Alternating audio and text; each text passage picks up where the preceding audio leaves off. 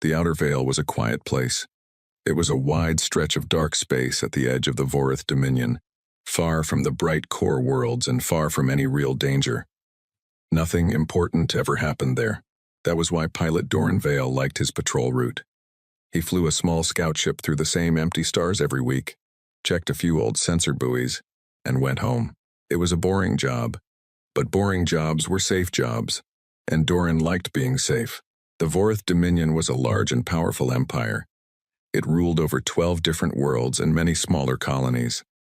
Its fleets were strong, its weapons were advanced, and its leaders were proud.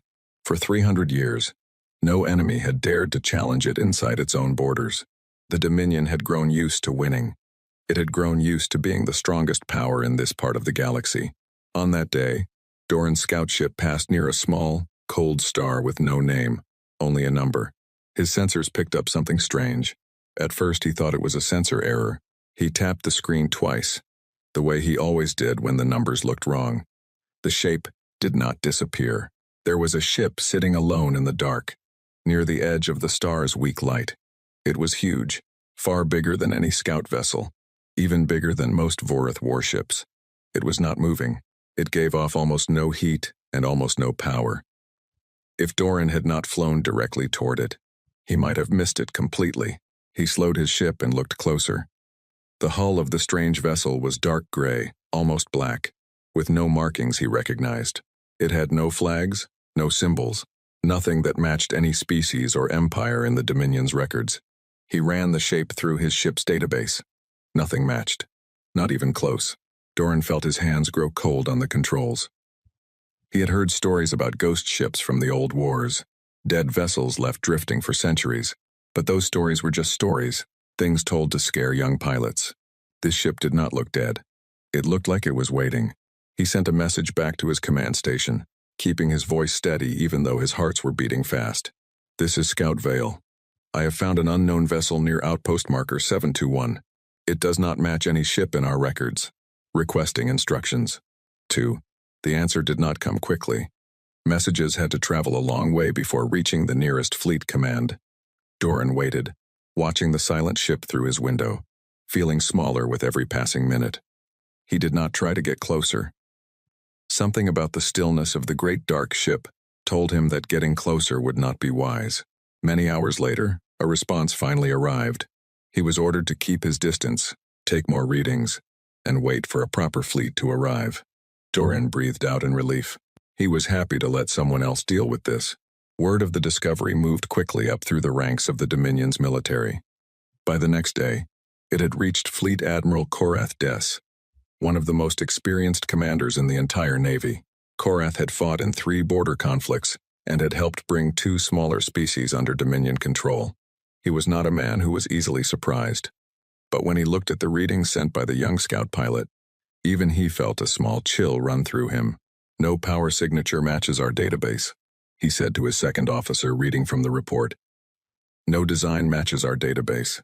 No language on the hull matches anything we have ever seen, traded with, or fought against. Could it be a relic? His second officer asked. Something left over from an older war? Perhaps from one of the empires that no longer exist? Korath considered this. There had been many wars in the galaxy long before the Vorith Dominion rose to power. Some empires had vanished completely, leaving behind nothing but broken planets and old legends. It was possible this ship was simply an old wreck, a leftover piece of forgotten history. But there was one detail in the report that troubled him the most. The ship was not broken. There was no damage on its hull. There were no signs of battle, no signs of decay. It looked whole, strong, and ready, even though it gave off almost no power. A true relic would show its age. This ship showed nothing at all. Korath brought the matter to the ruling council of the Dominion, a group of senior leaders who decided the Empire's most important matters. The council met in a tall building on the capital world, in a room with a wide window that looked out over the city below. The leader of the council was Councillor Yenra Thal, a clever and careful woman who had guided the Dominion through many difficult decisions. Admiral Korath believes this ship may be connected to an old legend, one of the other councillors said, looking nervous. The legend of the species called humans. A quiet murmur passed through the room. Most of the councillors had heard the name before, usually as a story told to frighten children, or as a strange footnote buried in old historical records. Long ago, before the Vorith Dominion existed, there had been a war fought between several ancient empires and a species known only as humans. The war was called the Ember War by the few records that survived. It was said to have been the most destructive conflict the galaxy had ever known. And then, suddenly, the humans vanished. No one knew why. Some records claimed they had been wiped out completely. Other records, written in fear rather than fact, claimed they had simply chosen to disappear, retreating somewhere beyond the known stars, waiting. That is an old story, Counselor Yenra said calmly. A story, nothing more. We do not build policy on legends. Then explain the ship, the nervous counselor replied. Explain why nothing in our records matches it. Explain why it shows no damage, after sitting still for who knows how long. Yenra looked toward Admiral Korath. What do you suggest, Admiral? Korath had already thought carefully about this. I suggest we treat it as an unknown threat, until proven otherwise. We send a fleet, not to attack without reason, but to investigate properly. If it truly is an old relic with no power left, we study it and bring its technology home. If it is something else, something active, we need to know quickly, before it becomes a real problem. The council debated for a long while. Some wanted to destroy the ship immediately, just to be safe. Others wanted to ignore it completely, fearing that any contact might wake something better left asleep. In the end, the decision came down to a simple truth. The Dominion was proud, and pride did not like leaving questions unanswered. They decided to send a fleet, both to investigate and, if necessary, to take control of whatever advanced technology the ship might hold. An old relic from a forgotten war, sitting unguarded in space, was exactly the kind of prize that could give the Dominion an advantage over its rivals. The task of leading this fleet was given to Captain Vasquidren, a younger officer known for his sharp tongue and his fast rise through the ranks. Vask had won several smaller battles against pirate groups and rebel colonies, and he was eager for a chance to prove himself on a larger stage. When he was told about the mysterious ship, he did not feel fear. He felt excitement. One ship, he said to his crew, standing on the bridge of his flagship, the Dominion's Pride, sitting alone, with no power, no movement, no defense fleet around it. Whatever this thing is, it will not be difficult to deal with. His second officer, an older woman named Senna Brask, was less certain. She had read the old legends as a child, the way many on the capital world had, and something about this situation made her uneasy. Captain, the records say the Ember War nearly destroyed several empires before the humans disappeared. If there is even a small chance that is exactly why this is a story for children, Senna, Vask interrupted, waving a hand. If this species was so powerful, why would they vanish at all? Why would they not simply rule the galaxy by now? No, this ship is old, broken, and forgotten, just like the empires that built it. We will take it, study it, and bring honor to the Dominion. Senna said nothing more, but she did not feel reassured. The fleet that gathered to make the journey was not small. It included 12 warships of different sizes, supported by smaller scout and support vessels. By the standards of the Vorith Dominion, it was more than enough force to deal with almost any threat they had faced in living memory. The ships were armed with powerful energy weapons, strong shields, and fast engines. Their crews were well-trained, confident, and used to victory.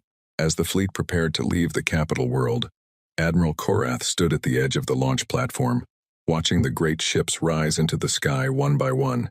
He had wanted to lead the mission himself, but the council had decided his experience was better used, managing the wider response from the capital, in case anything unexpected happened.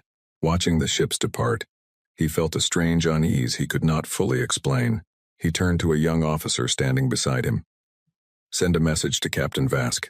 Tell him to proceed with caution. Tell him that pride has ended many great campaigns before they truly began. The young officer nodded and went to send the message. Whether Vask would listen to it was another matter entirely. The journey to the edge of the outer veil took several days. During that time, scientists back on the capital world studied every scrap of data sent by Doran Vale's scout ship. They measured the size of the unknown vessel, the strange angles of its hull, the faint patterns of energy hidden deep inside it. None of it matched anything in their long history of exploration and conquest. The more they studied, the more questions they had, and fewer answers came. One scientist, an old researcher named Ket Averin, spent 3 days going through ancient texts about the Ember War. Texts so old that most people had forgotten they existed. He found fragments of descriptions written by frightened survivors from empires long dead. They spoke of ships that did not fight like other ships. They spoke of battles that ended faster than anyone expected, with entire fleets destroyed before they could even understand what was happening to them. Ket read these fragments many times, trying to decide if they were exaggerated stories or honest memories. He could not be sure. No proof remained except old words and the silence that followed them. He brought his findings to the council, hoping someone would take the warning seriously. Counselor Yenra read his report carefully, her face calm, but her eyes thoughtful.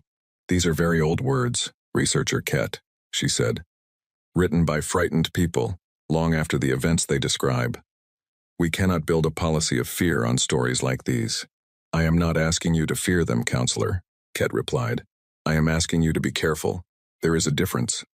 Yenra nodded slowly. "The fleet has already been sent. We will know more soon enough."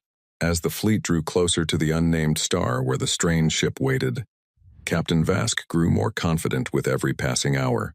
He studied the scout's old readings again and again, looking for any sign of danger, and finding none.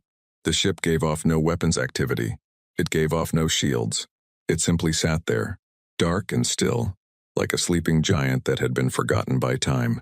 "We will surround it," Vask told his officers, drawing lines on the holographic map above the command table.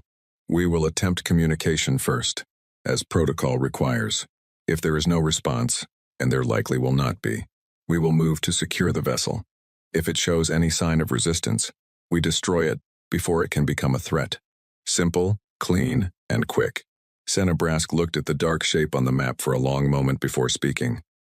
"And if the legends are true, Captain, what then?" Vask smiled, the confident smile of a man who had never truly lost. "Then we will be the ones who finally write the true ending to an old story." The fleet pushed onward through the dark, 12 proud warships moving steadily toward a single silent vessel that had not moved, had not spoken, and had not shown any sign of fear since the moment it was found.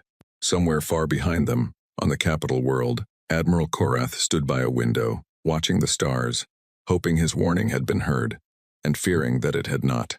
Ahead of the fleet, in the cold dark near the nameless star, the great ship continued to wait. It gave no sign of concern. It gave no sign of anything at all. It simply waited, the way it always had, for whatever came next. The 12 warships of the Vorith Dominion arrived at the edge of the nameless star system 3 days after leaving the capital world. Captain Vaskidron stood on the bridge of his flagship, the Dominion's pride, watching the dark shape of the unknown vessel grow larger on the main screen. Even from a distance, it looked impressive. Up close, it looked even bigger than the early reports had suggested. "Confirm position," Vask ordered. "Confirmed, Captain," answered the navigator. "We are in range. The unknown vessel has not moved since the scout first found it. No power increase, no weapons activity, no shields detected." Vask nodded, satisfied. Everything was going exactly as he had expected. He gave the order for his fleet to spread out and surround the silent ship from multiple directions, a tactic the Dominion had used many times before to box in enemy vessels and cut off any chance of escape. The 12 warships moved into position smoothly, forming a wide circle around the dark vessel, weapons ready, but not yet firing. Senebrask watched the formation complete itself and felt a strange tightness in her chest. The ship at the center of their circle looked even stranger this close.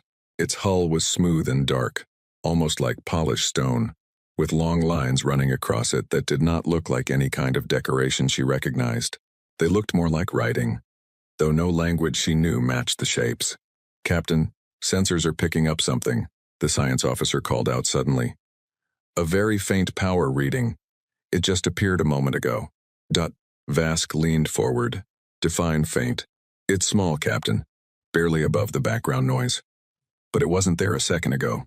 For the first time since leaving the capital world, Vask felt a flicker of doubt. He pushed it down quickly. A small power increase meant nothing.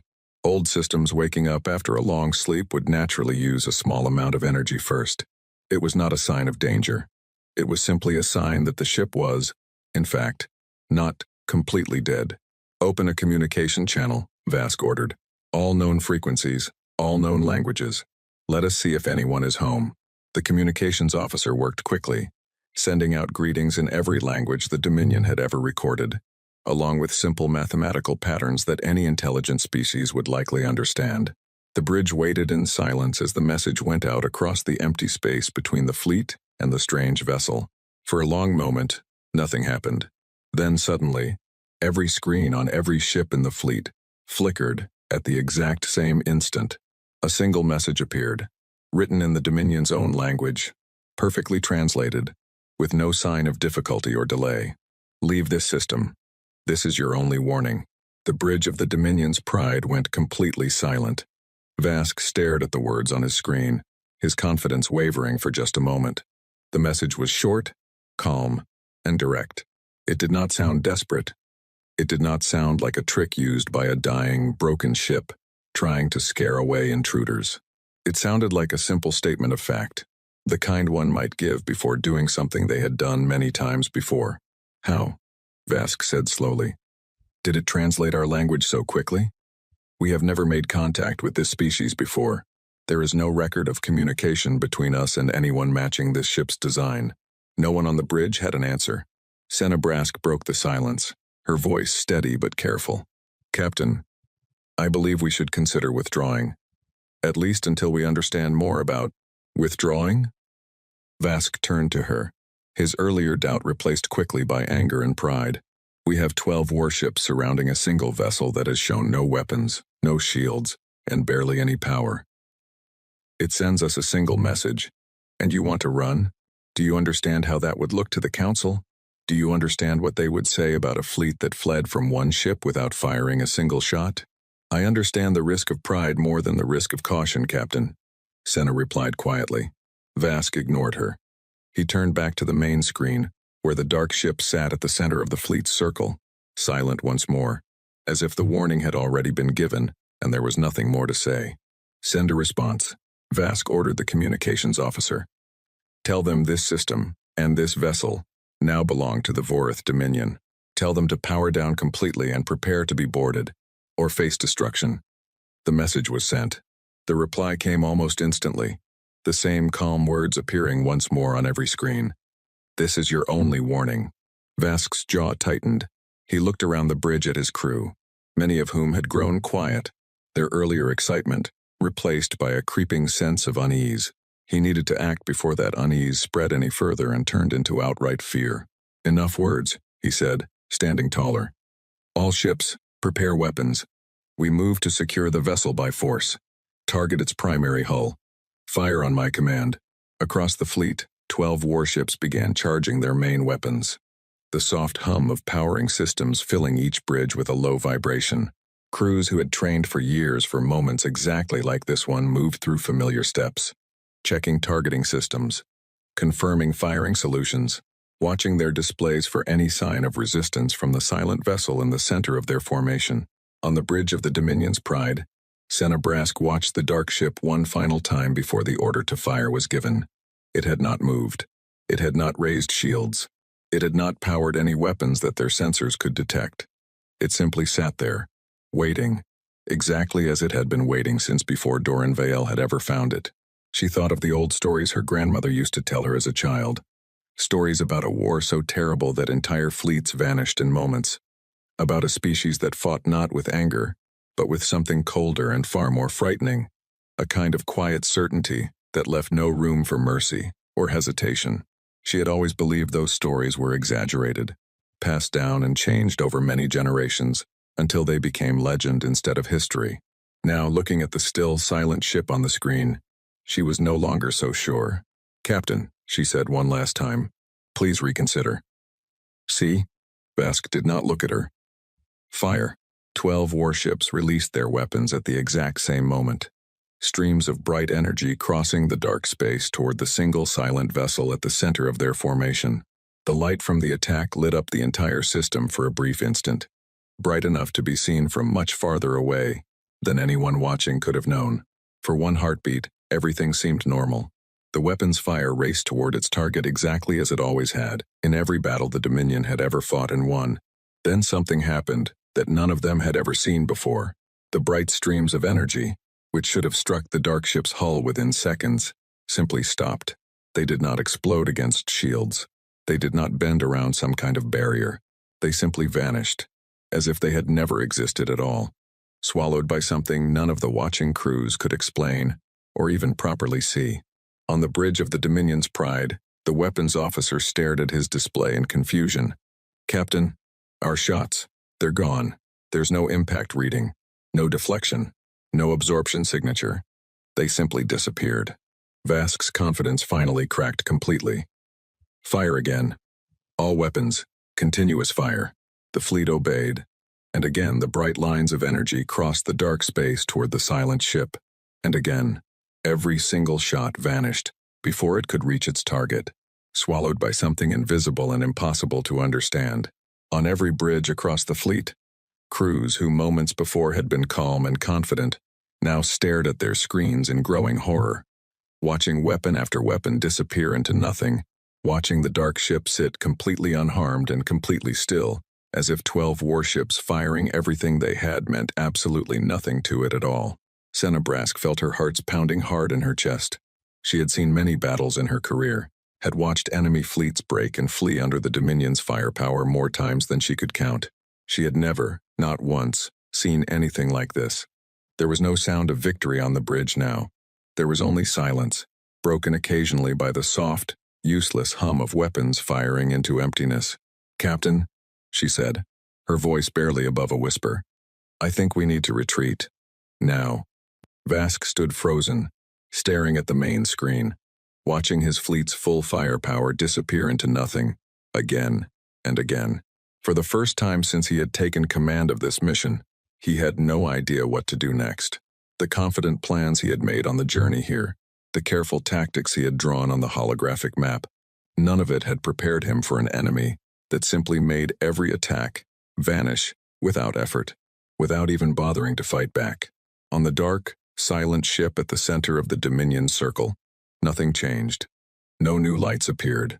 No new sounds came from it.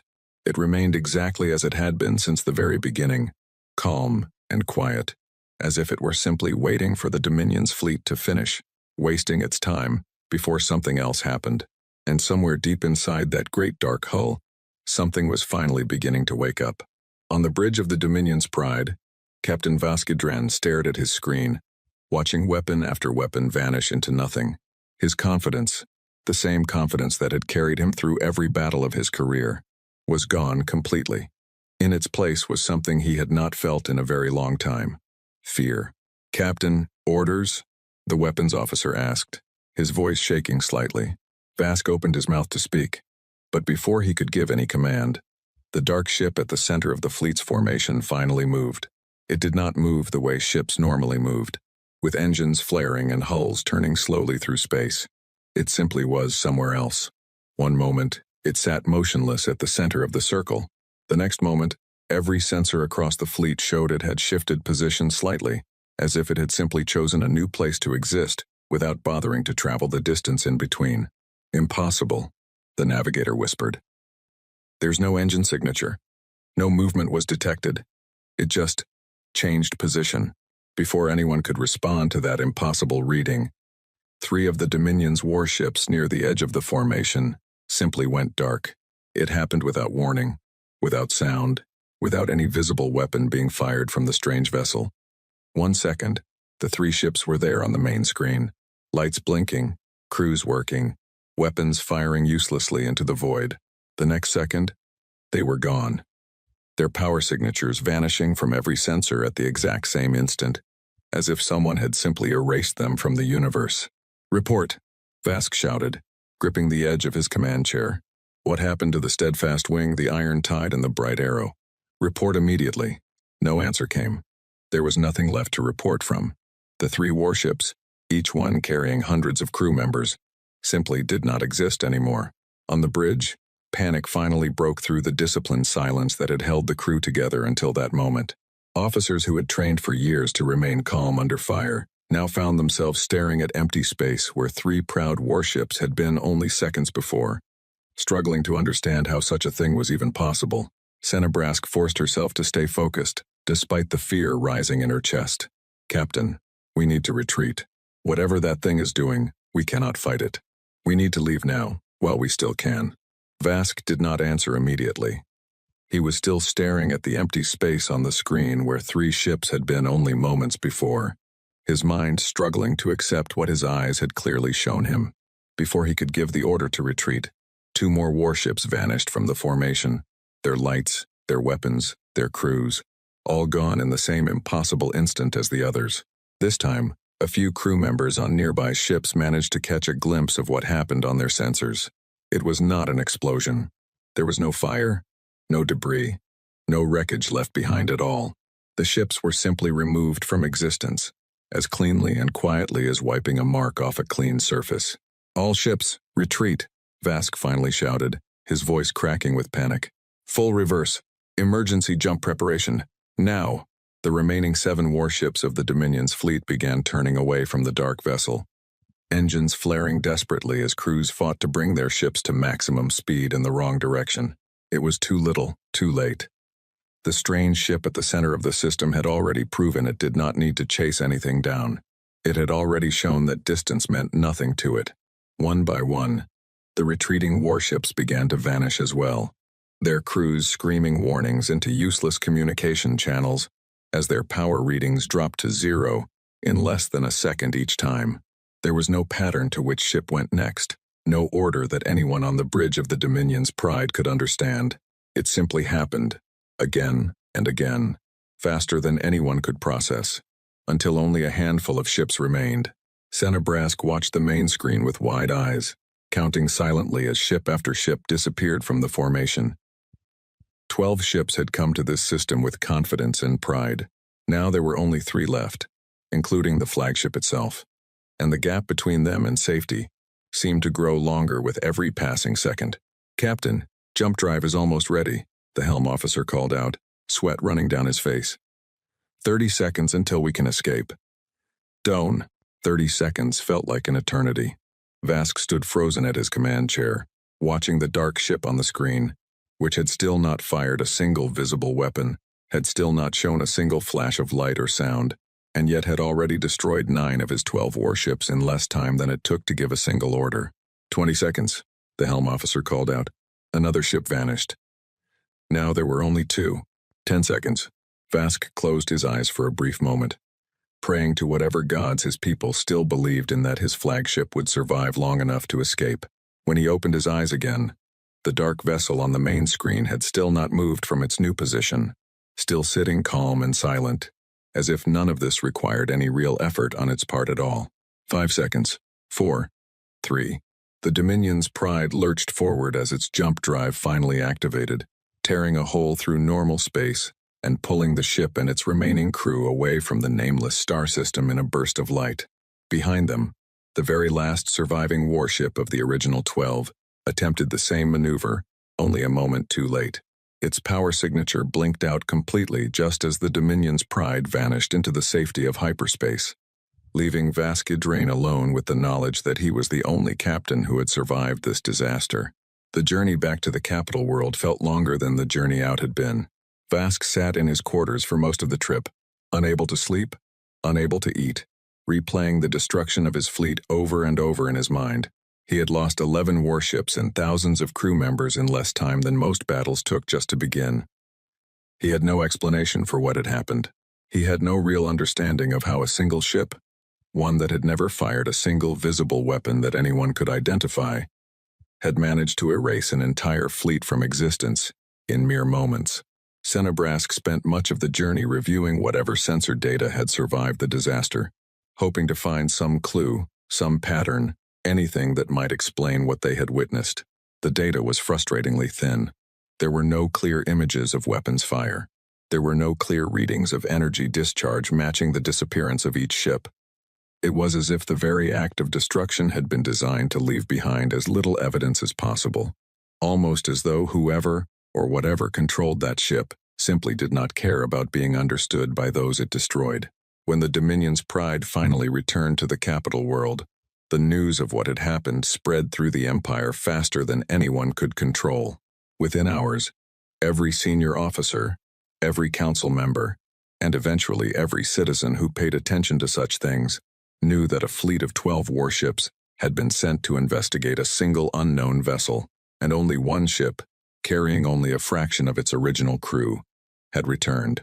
Fleet Admiral Korath Des was the first to meet Vask when he stepped off his ship, his face pale and his uniform still slightly disheveled from the long, sleepless journey home.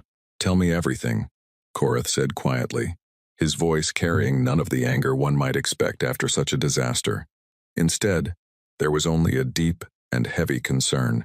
Vask told him everything, from the strange warning message that had appeared on every screen, to the weapons fire that simply vanished into nothing, to the impossible moment when the ship seemed to change position without ever truly moving, to the slow, horrifying disappearance of ship after ship until only his own remained.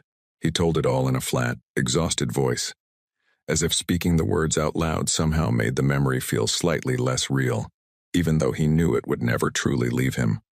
When Vask finished speaking, Korath stood silently for a long moment, looking out toward the sky beyond the landing platform, where the stars were just beginning to appear in the darkening evening. "You followed the protocols you were trained to follow," Korath said finally.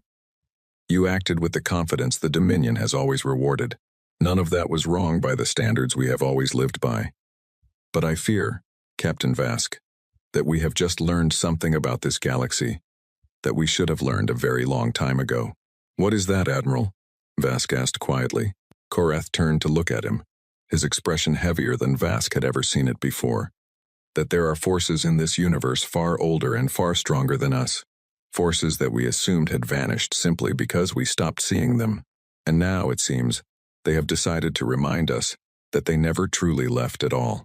Behind them, in the quiet dark of the outer veil, the great dark warship remained exactly where it had always been, calm and silent, surrounded now by nothing but empty space and the faint, fading traces of a battle that had ended almost as quickly as it had begun. The emergency council meeting was called within hours of Captain Vask's return. Every senior leader of the Vorth Dominion gathered in the tall building on the capital world, filling the room with a tension that had not been felt there in many years. Councillor Yenrathal sat at the head of the long table, her face calm on the surface, though her hands were folded a little too tightly in her lap. Fleet Admiral Korath Des stood before the council, presenting everything Vask had told him, along with the thin sensor data that had survived the disaster. The room was silent as he spoke, broken only by the soft sound of a few councillors shifting uncomfortably in their seats. "To summarize," Korath said, finishing his report, "we sent 12 warships to investigate a single unknown vessel, believed to be either a relic or a threat of unknown origin. We lost 11 of those ships, along with most of their crews, in less time than it takes to properly prepare for battle. The enemy vessel showed no visible weapons fire that our sensors could identify. It did not pursue our flagship when it retreated. It simply allowed the survivor to leave. It let us go," one of the younger counselors said, his voice tight with disbelief. "After destroying 11 of our ships, it simply allowed the last one to escape. Why would it do that?" "I do not know," Korath admitted. "But I believe it is important. A force capable of destroying an entire fleet that quickly could likely have destroyed the final ship as well, if it wished to. The fact that it did not suggests its actions were not driven by anger or by a desire for total destruction. It suggests restraint, control." Councillor Yenra leaned forward slightly. "Restraint from an enemy that just killed thousands of our people is not a comfort." "Admiral, I did not mean it as comfort, Councillor," Korath replied. "I meant it as information. An enemy that fights with pure rage is dangerous, but predictable. An enemy that fights with calm control, choosing exactly how much damage to cause and when to stop, is far more dangerous, because it means they were never out of control of the situation at any point. From the very beginning, every step of that battle happened exactly as they intended it to happen." The room fell silent again, the weight of that idea settling over everyone present. Researcher Kedavoran, the old scholar who had studied the ancient texts about the Ember War, was invited to speak next. He stood slowly, his joints aching from years of leaning over old records, and addressed the council with the same careful tone he always used when sharing difficult truths. I wish to remind this council of something I shared weeks ago, before the fleet was sent, he said. The old texts describing the Ember War spoke of a species that fought unlike any other power of that ancient time. They did not describe long, grinding battles. They described conflicts that ended almost as soon as they began, with entire enemy fleets destroyed before anyone fully understood what was happening. At the time, I believed these descriptions might have been exaggerated by frightened survivors. After hearing Captain Vask's report, I no longer believe they were exaggerated at all. I believe they were simply honest. Are you saying this ship belongs to the same species from those old wars? Counselor Yenra asked. The humans? I cannot say for certain, Ket admitted. But the pattern matches too closely to ignore. A species that vanished from the historical record after a terrible war, leaving behind only fear and silence. A single ship appearing now, after centuries of nothing, showing the exact same impossible fighting style described in texts written long before any of us were born. I believe, Counselor, that we must at least consider the possibility seriously, rather than dismissing it as legend any longer. The council debated for hours after that, voices rising and falling as different leaders argued for different paths forward. Some wanted to gather every warship the Dominion possessed and launch a massive counterattack, believing that overwhelming numbers might succeed where a smaller fleet had failed. Others wanted to retreat entirely from that section of space, sealing off the border and hoping that whatever was out there would simply remain where it was, undisturbed. It was Admiral Korath who finally offered a different idea, one that quieted the room more effectively than any argument about fleets or borders had managed to do. Before we decide whether to fight or flee, he said, I believe we should try to understand. Sending a war fleet against an enemy we do not understand has already cost us greatly. I propose we send a much smaller mission, not a fleet of warships, but a single diplomatic vessel, carrying representatives who wish only to speak, to learn, and if possible, to avoid further conflict. If this species is truly the humans from the old legends, then perhaps understanding them is more valuable right now than fighting them. And if they destroy our diplomats the same way they destroyed our fleet? Someone asked from the back of the room. Then we will have lost far fewer lives than we already have, Korath answered honestly. And we will have learned something important about their intentions either way. Counselor Yenra considered this carefully before finally speaking again. There is another piece of information I believe this council needs to hear before we decide anything further. She nodded to a technician standing quietly near the door, who stepped forward holding a small data device. Our scientists were able to recover a fragment of data from the wreckage debris field, something left behind from one of the destroyed warships before it vanished completely. It is not much, but it tells us something important. The technician played the recovered data on the room's main screen. It was only a few seconds long, a partial sensor reading captured in the final moment before one of the Dominion's warships had been destroyed. Buried within the noise of the reading was a faint signal, a kind of background transmission that had not been part of any attack at all. When the Dominion scientists had cleaned up the signal as much as they could, they found it contained numbers, coordinates, and a simple phrase repeated several times in a language none of them had ever encountered before, though a basic translation device had eventually managed to make sense of it. This position is held. In all others, return home. The room went quiet as everyone considered the meaning of those simple words. It was not a weapon being fired at us, Ketavorin said slowly, almost to himself. It was a broadcast, a standing message, meant to be repeated constantly, whether we were there to hear it or not.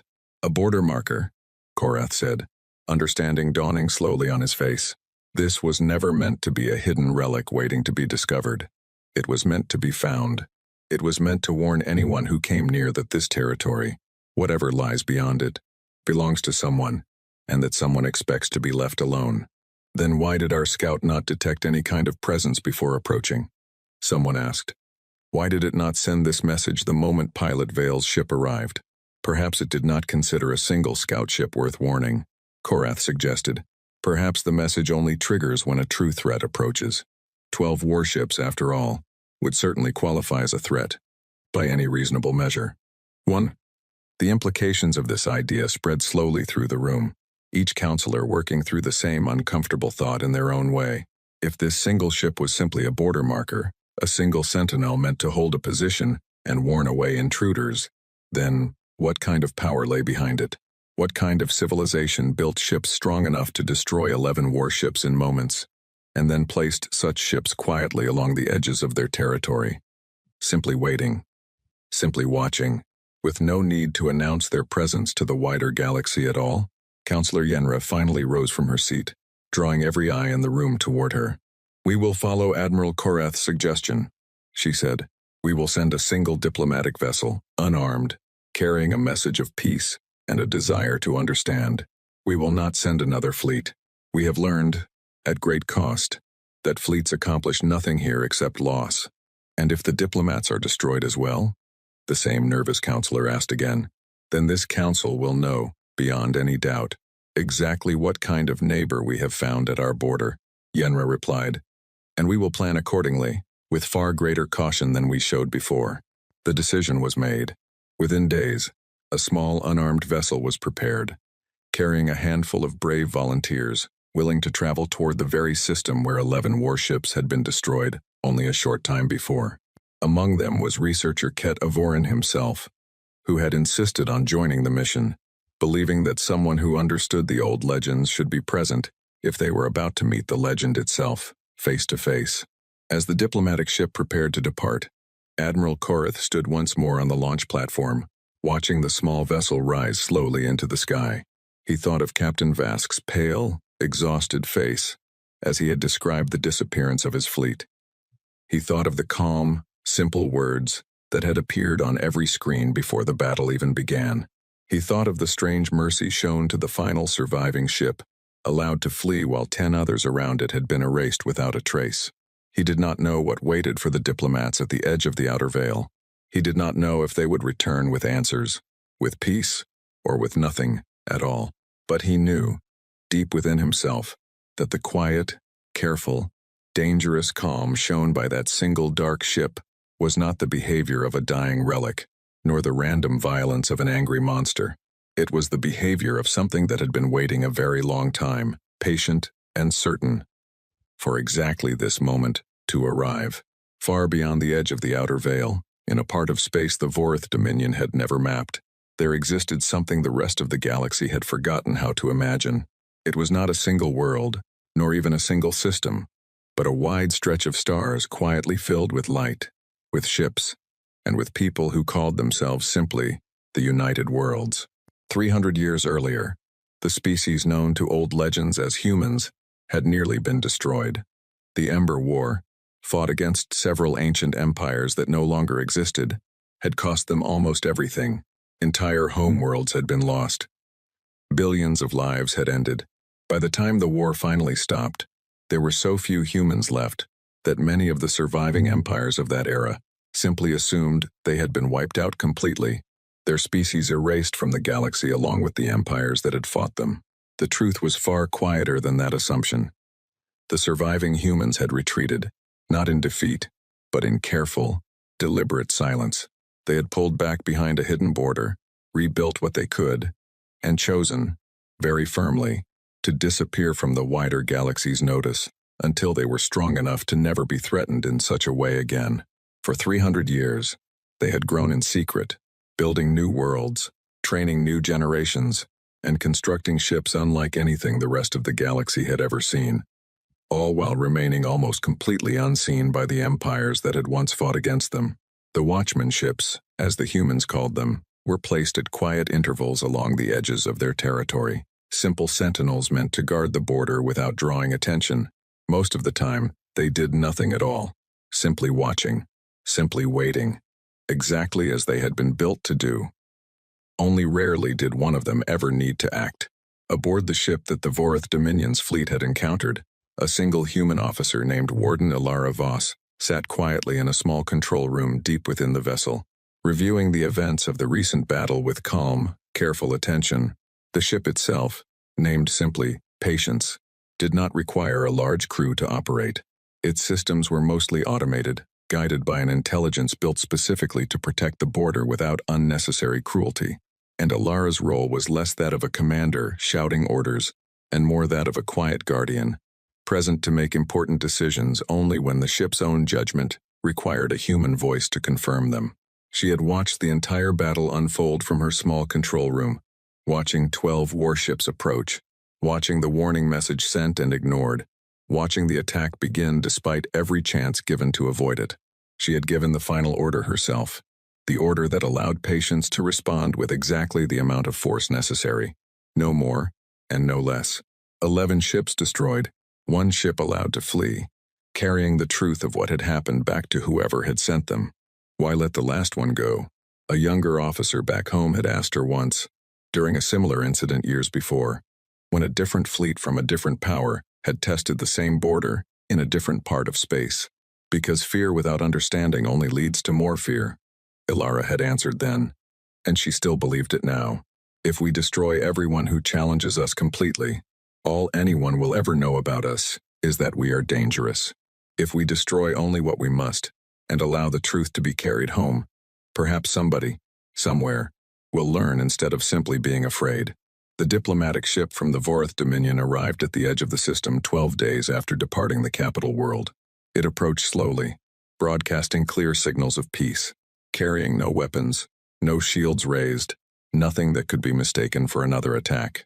Aboard the ship, researcher Ket Everin stood at the front viewport, watching the same dark vessel that had destroyed 11 warships come slowly into view, his heart's pounding with both fear and a strange, deep curiosity he had carried with him his entire scholarly life.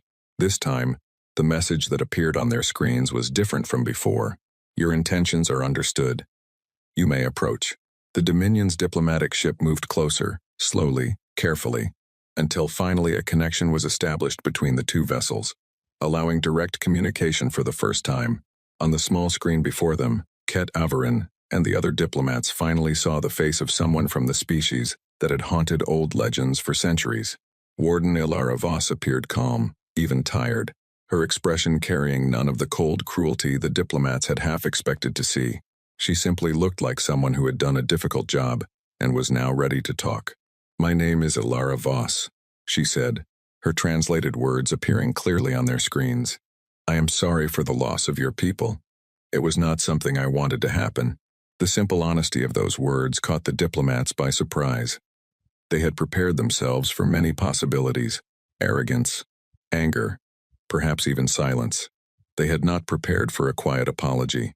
"You destroyed 11 of our warships," Ket said carefully, choosing his words with the caution of a man who had spent his entire life trying to avoid misunderstandings between strangers. "Yet you say you did not want it to happen." "I did not," Alara replied simply. "Your fleet was warned twice. The choice to attack was made by your people, not by us. But the response, the manner and the limits of that response, those were choices made by us. We could have destroyed your entire fleet completely. We chose not to. We could have pursued the ship that fled. We chose not to do that either. Every action taken that day was a choice, made carefully, not an act of uncontrolled violence. Why show such restraint toward an enemy that attacked you first?" another diplomat asked. Alara considered the question for a long moment before answering. "Because we remember what it feels like to be the ones who are afraid, who are desperate, who believe that any threat must be met with everything we have, simply because we do not yet understand the cost of doing so. My people learned that lesson long ago, at a price I would not wish on anyone. We try now to offer others the chance to learn it more gently, if they are willing to listen." Ketavoran felt a chill run through him as the pieces of old legend and new truth finally settled together in his mind. "Then it is true. You are the species the old records call humans, the ones from the Ember War." "We are," Alara confirmed. "Though we have changed greatly since that time. We do not seek conflict with your people, or with anyone else who respects the borders we have marked. But we will defend what is ours, exactly as we did here, without hesitation and without cruelty, for as long as that defense remains necessary." The conversation continued for many hours after that, as the diplomats from the Dominion asked careful questions about the history of the Ember War, about the centuries the humans had spent quietly rebuilding, about the united worlds that now existed far beyond the borders most of the galaxy had ever known about. Alara answered honestly, though carefully, revealing only what she believed was wise to share with people her own civilization was still learning to trust. When the diplomats finally returned to the capital world many days later, carrying with them a full record of everything they had learned, the council gathered once more to hear their report. This time, there was no panic in the room, only a quiet, heavy sense of having learned something important about the true shape of the galaxy they lived in. They are not interested in conquest, Ketavoran told the council, summarizing weeks of careful conversation into a few simple sentences. They are interested in being left alone, and in being respected as a power that deserves caution, not as an enemy that must be destroyed before it grows stronger. I believe, if we approach them with honesty rather than pride, peace between our peoples is possible. Counselor Yenra listened carefully, weighing the weight of everything she had heard against the painful loss of 11 warships and thousands of lives. In the end, she made the only choice that seemed wise to her. Then we will approach them with honesty, she said. We will respect the border they have marked, and we will work, slowly and carefully, to build something better than fear between our two peoples. Far away, aboard the quiet ship called Patience, Warden Elara Voss received word of the council's decision with a calm sense of relief. She had hoped, as she always did after such encounters, that this time the lesson would be learned without further loss of life on either side. Sitting alone in her small control room, surrounded by the soft hum of a ship built to guard rather than to conquer, she allowed herself a small, tired smile. Behind her, far beyond the edge of the outer veil, the wide and quiet worlds of humanity continued exactly as they always had, growing slowly, patiently, preparing for a future they intended to meet not with fear, but with quiet, unshakable strength. The galaxy had spent 300 years, believing them gone. Now one ship, one warning, and one quiet conversation had reminded everyone watching that some things, once thought lost to history, are simply waiting for the right moment to be remembered. And far across the stars, in 1,000 quiet systems no enemy fleet had ever dared to approach, humanity continued its long, patient watch, ready for whatever the galaxy decided to bring to its door next.